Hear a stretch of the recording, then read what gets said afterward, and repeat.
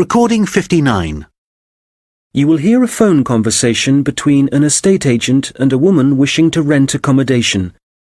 First, you have some time to look at questions 1 to 10.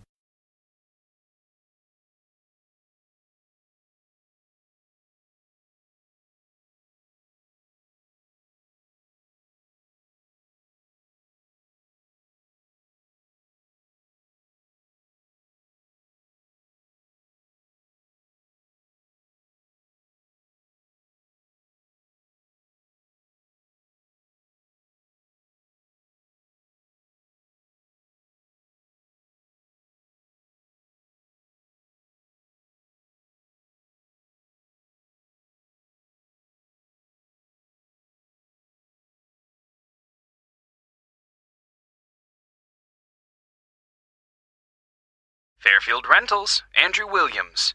How can I help you? Oh, hello. I'm calling from the UK. My family are moving to Canada early next year, and we're hoping to find somewhere to rent in Fairfield for the first 6 months while we settle in. Right, I see. Well, let's get your details. Yes, my name's Jane Ryder. Okay, Jane. And can I have a phone number? The best number to get you on. Well, that'd probably be our home number. So, 0044 for the UK, and then it's 208 613 2978. All right. And an email address, please, so we can send you out all the information and forms. I think it's best if I give you my husband's email. He's sitting in front of a computer all day, so he can print stuff off and get it back to you sooner than I could. It's richard@visiontech.co.uk. I'll just spell the company name for you. That's VISIONTECH.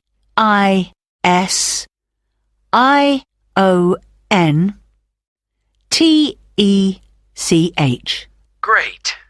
And we have a question here about occupation.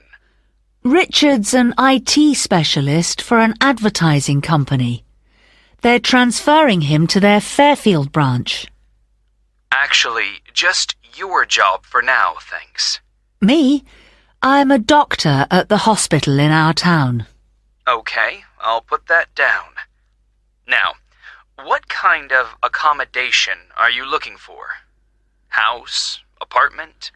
An apartment, probably, as long as it has 2 bedrooms. There'll be me, my husband, and our 10-year-old son. And so with an apartment, you're less likely to get a garden. That's okay.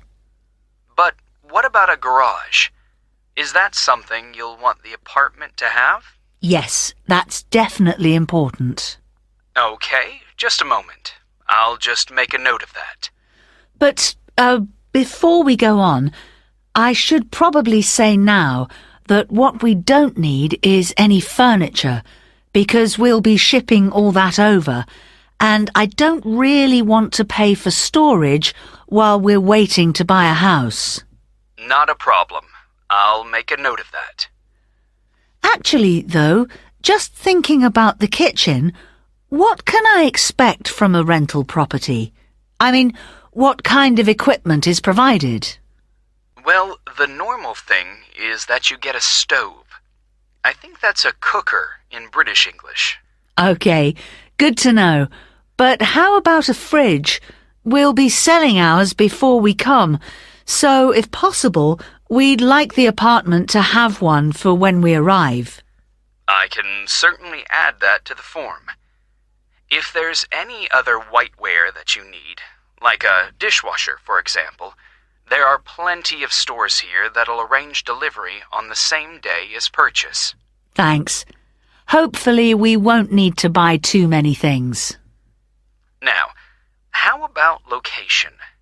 Have you done any research into the Fairfield area? Not that much so far. Well, you mentioned you have a boy. I imagine you'd like to be fairly close to a school. Good idea. That would help. What's public transport like in Fairfield? Is it easy to get around? The bus service is pretty comprehensive. There are plenty of local routes, services into the city and out of town. OK, and for a 2-bedroom apartment, what sort of rent should we expect to pay? Well, looking at the properties we have at the moment, prices start from around $730 per month and, depending on the area, can go up to $1,200. That's too much. Something halfway would be better. So, would your limit be, say, $950? I'd say so, yes. Can I ask if you smoke or if you have any pets? No to both questions. But I do have one more request, please. Yes?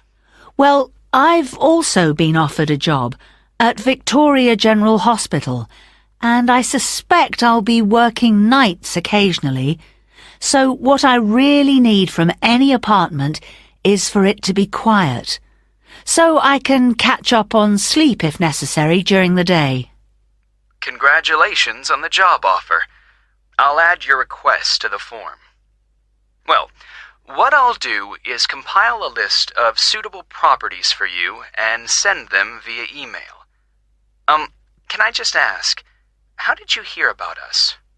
Obviously not from our commercials if you're living in the UK. Actually, it was a friend of ours. He spent a few months in Fairfield a couple of years ago, and he pointed us in the direction of your website. Well, it's good to be recommended. So, what I'll do is... That is the end of section 1. You now have half a minute to check your answers.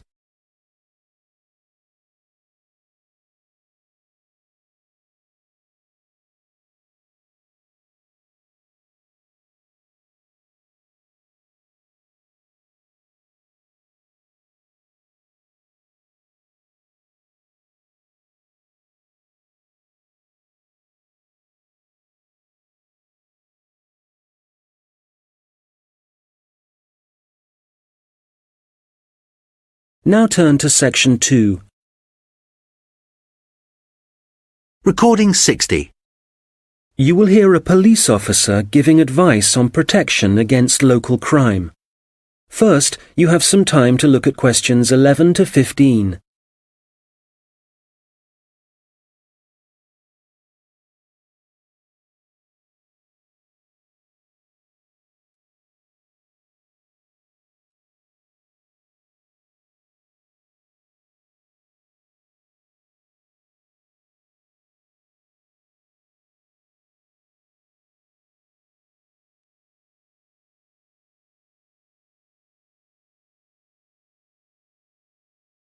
Well, good afternoon. I'm Constable James MacDonald, and as you may know, I'm the community police officer for the local area.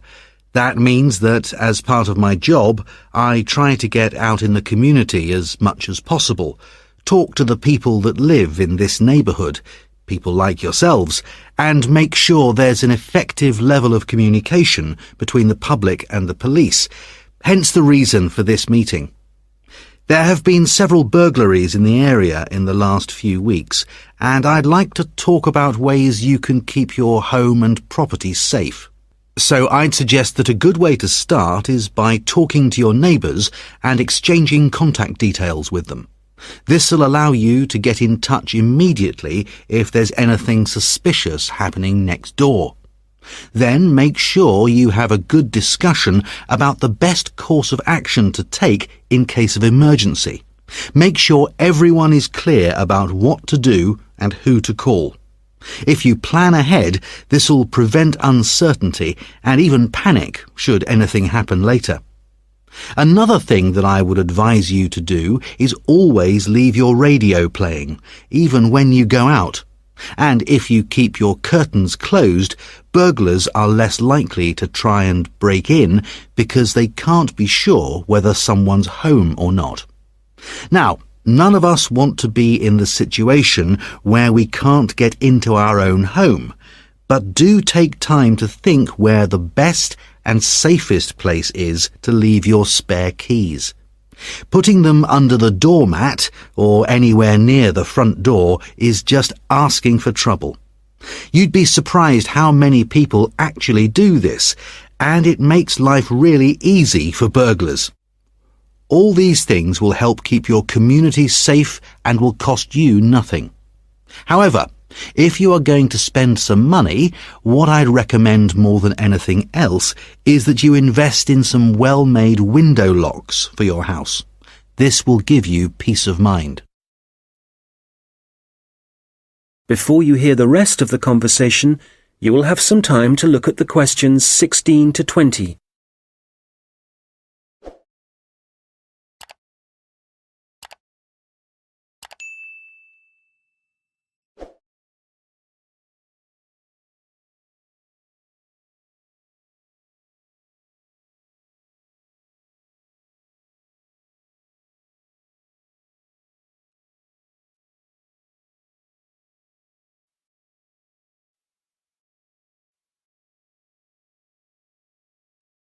Now listen and answer questions 16 to 20. OK, moving on. Unfortunately, there's been an increase in the number of minor crimes and antisocial behaviour in the general area, and I want to talk about some specific prevention measures that are being proposed. First of all, the skate park. As you probably know, it's well used by younger people in our community, but unfortunately we're getting more and more reports of broken glass, making it especially dangerous for younger children. One possible solution here is to get rid of some of the trees and bushes around the park, making it more visible to passers-by and vehicles. If the vandals know they're being watched, this might act as a deterrent. As you will have heard, a couple of local primary schools have also been vandalised recently, despite the presence of security guards. The schools don't have the funds for video surveillance, so we need people in the neighbourhood to call their nearest police station and report any suspicious activity immediately. Please don't hesitate to do this. I expect most of you are familiar with the problems facing Abbotsford Street. It seems that no amount of warning signs or speed cameras will slow speeding drivers down. I'm happy to say, however, that the council have agreed to begin work over the next few months to put in a new roundabout. What else? Oh yes, the newsagent and the gift shop on Victoria Street were both broken into last week, and although no money was taken, the properties have suffered some serious damage. Access was gained to these shops through the small alleyway at the back of the properties. It's dark, and as you can imagine, no one saw the thief or thieves in action. So we've been advising shop owners along there about what kind of video recording equipment they can have put in. We'll then be able to get evidence of any criminal activity on film. The supermarket car park is also on our list of problem areas. We've talked to the supermarket managers and council authorities, and we've advised them to get graffiti cleaned off immediately and get the smashed lights replaced. If you don't deal with this sort of thing at once, there's a strong possibility that the activity will increase and spread, and then it becomes... That is the end of section 2. You now have half a minute to check your answers.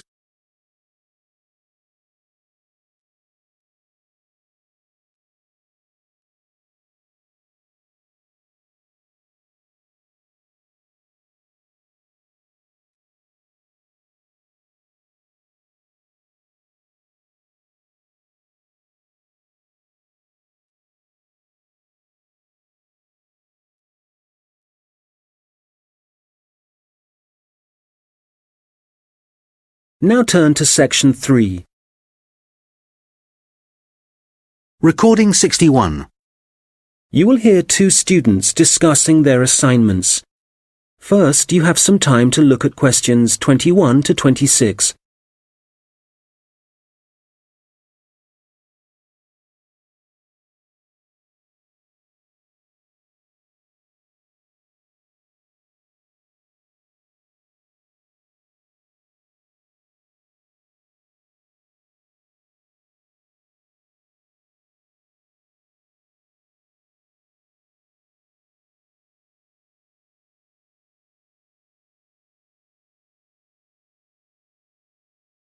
Hi, Mike. How's it going? Actually, I was up last night with an assignment, so yeah, I'm tired, but I guess we'd better sort this presentation out. Well, we've done enough background reading, but I think we need to organise exactly what we're going to say about biofuels during the presentation, and the order. I thought we could start by asking our audience what car engines were first designed to run on. Fossil fuels or biofuels? Nice idea. Yes, when most people think about cars and fuel, they think about all the carbon dioxide that's produced, but they don't realise that that wasn't always the case. You're probably right. The earliest car engines ran on fuel made from corn and peanut oil, didn't they? Yes. The manufacturers used the corn and peanut oil and turned them into a kind of very pure alcohol. You mean ethanol? Yes. In fact, most biofuels are still based on ethanol. Actually, I've got some notes here about the process of turning plant matter into ethanol, the chemical reactions and the fermentation stages. And it's interesting. The other students would appreciate it, but different biofuels use different processes. And if we give a general description, there's a risk we'll get it wrong, and then the tutor might mark us down. I'd rather we focus on the environmental issues. Fair enough. So, the main plants that are used for biofuel production now are sugarcane, corn... and canola. Of all of them, canola is probably the least harmful because machines that use it don't produce as much carbon monoxide. Sugarcane seems to be controversial. It doesn't require as much fertiliser as corn does to grow, but when they burn the sugarcane fields, that releases loads of greenhouse gases. Yes, but some critics have suggested that the production of corn ethanol uses up more fossil fuel energy than the biofuel energy it eventually produces. For that reason, I'd say it was more harmful to the environment. I see what you mean. You're probably right. It's interesting how everyone saw the biofuel industry as the answer to our energy problems, but in some ways, biofuels have created new problems. Well, in the USA, I wouldn't say that farmers are having problems. The biofuel industry, for them, has turned out to be really profitable. I think, though, that even in the USA, ethanol is still only used as an additive to gasoline or petrol. The problem is that it still has to be transported by trucks or rail because they haven't built any pipelines to move it. Once they do, it'll be cheaper and the industry might move forward. That'll have to happen one day. At least the government are in favour of biofuel development. Yes, but Brazil's probably in the lead as far as biofuels are concerned. They've got to the point where they don't need to import any oil now. Which is great. And the industry in Brazil employs a huge number of people. But is it sustainable? I mean, as the population grows and there are more vehicles on the roads and there's more machinery, surely they can't depend so much on sugarcane. At some point, there has to be a limit on how much land can be used for sugarcane production. Certainly, if you want to preserve natural habitats and native wildlife. I think that whatever problems Brazil's facing now, the same will be true for any country. You have to weigh up the pros and cons. Well, we probably won't see an increase in biofuel use. I mean, they won't replace fossil fuels until we can find ways to produce them cheaply and quickly and with less cost to the environment. Making sure they require minimal energy to produce. Exactly. And in a way, that means they have to cost less than fossil fuels, certainly when you're filling up your car. Yes, and whatever other kind of engines use fossil fuels at the moment.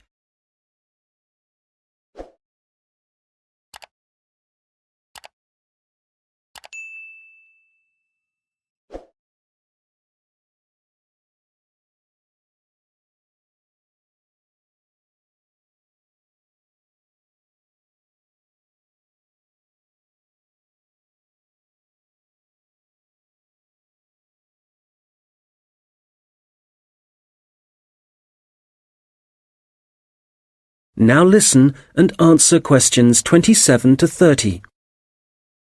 All right, so in the last section of the presentation, what problems are we focusing on? Well, we've already had a look at different types of pollution in the first section, so we can leave that out. But the biggest issue related to biofuels is that land is now being used to grow biofuel crops, and that's contributing to global hunger. Indeed. It doesn't seem right we're using corn to run cars when people can't afford to buy it to eat. Yes, let's talk about that. The other thing is that in some countries, the way that biofuel crops are grown and harvested still produces a great deal of pollution, really damaging to the atmosphere. Okay, that's definitely an issue we should look at. Let's not finish on a negative note, though. Why don't we talk about the potential new sources of biofuel? So rather than corn and sugarcane, what other plants could be used? Good. Some companies are exploring the possibility of using wood and seeing how that can be used to make ethanol. Yes, and algae is another possibility. You can grow it in any water and it absorbs pollutants too. I read that. And grasses, they're another plant that researchers are investigating as a biofuel. And these kind of plants aren't used as food, which is why... That is the end of section 3. You now have half a minute to check your answers.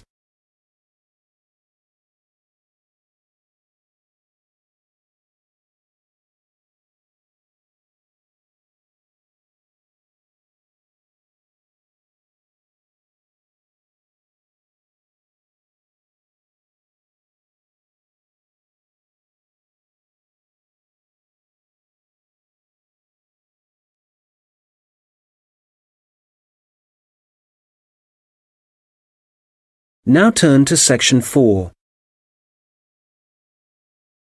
Recording 62. You will hear a lecture about how technology affects human interaction. First, you have some time to look at questions 31 to 40.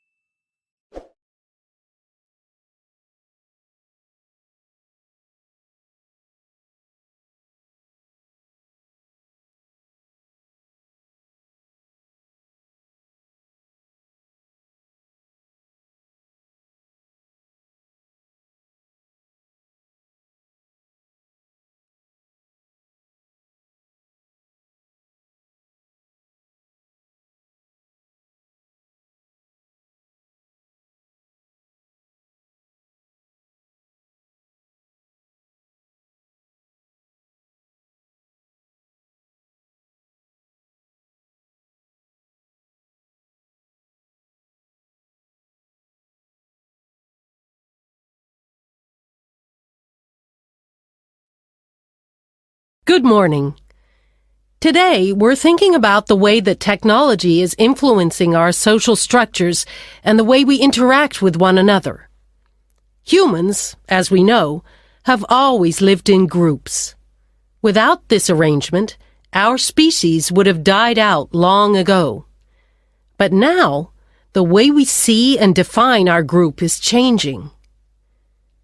I'd like to start by mentioning the research of American sociologist Mark Granovetter in 1973.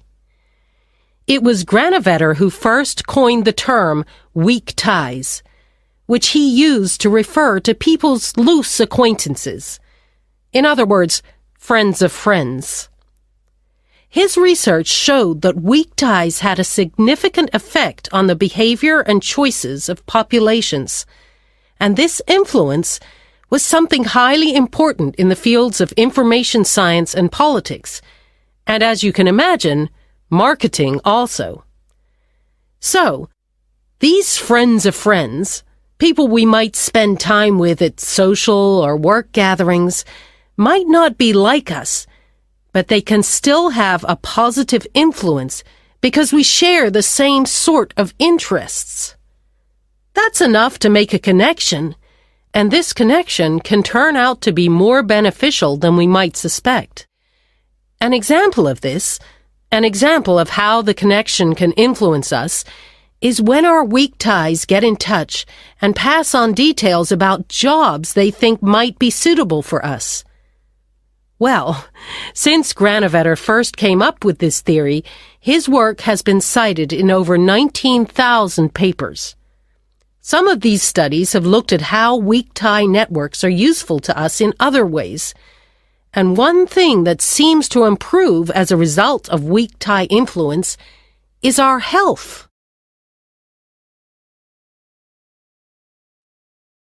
Today, our number of weak tie acquaintances has exploded due to the Internet, to the phenomenon of online social networking. This is still a relatively new way of communication, something that has a huge amount of potential, but also, as with any invention, it brings with it a new set of problems. Let's start with the benefits. Without question, online social networking allows us to pass on the latest news, to be up to date with local and global events, and for many, this information comes from sources more trustworthy than local media. So this is one clear point in favor of online social networking. I know that it's also being used by students as a means of increasing their chances of success in the way that lecture notes can be shared and ideas discussed.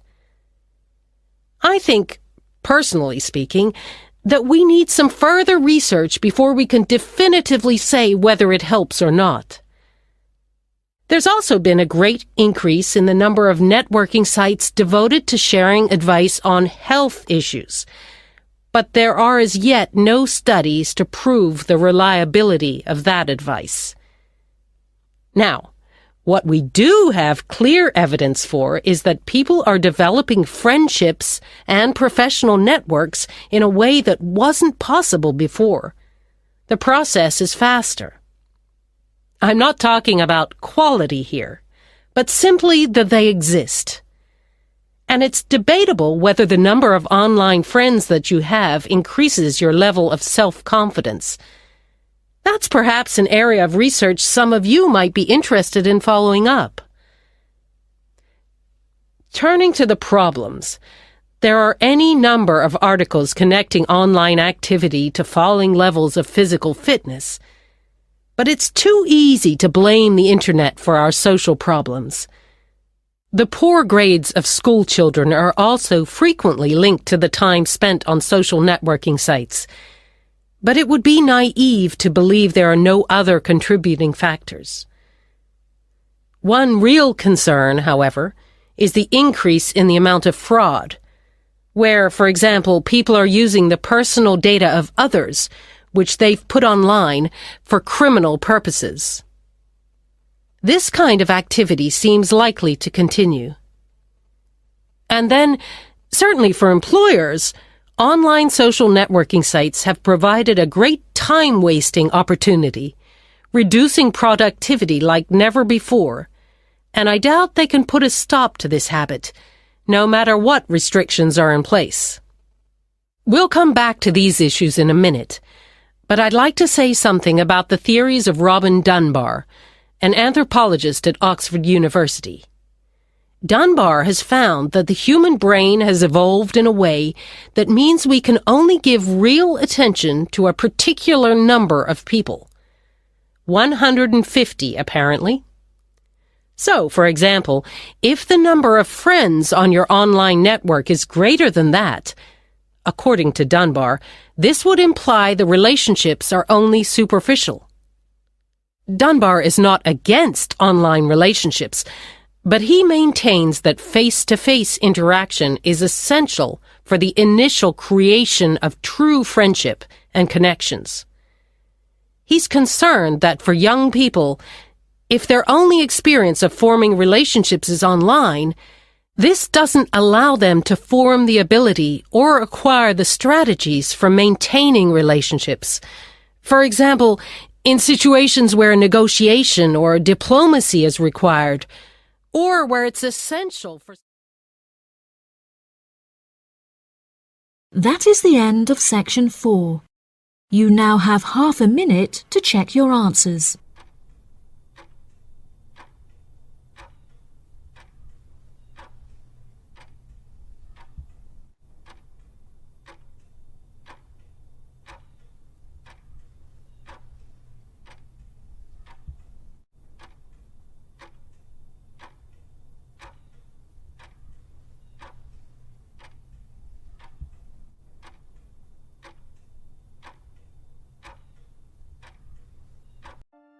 That is the end of the listening test.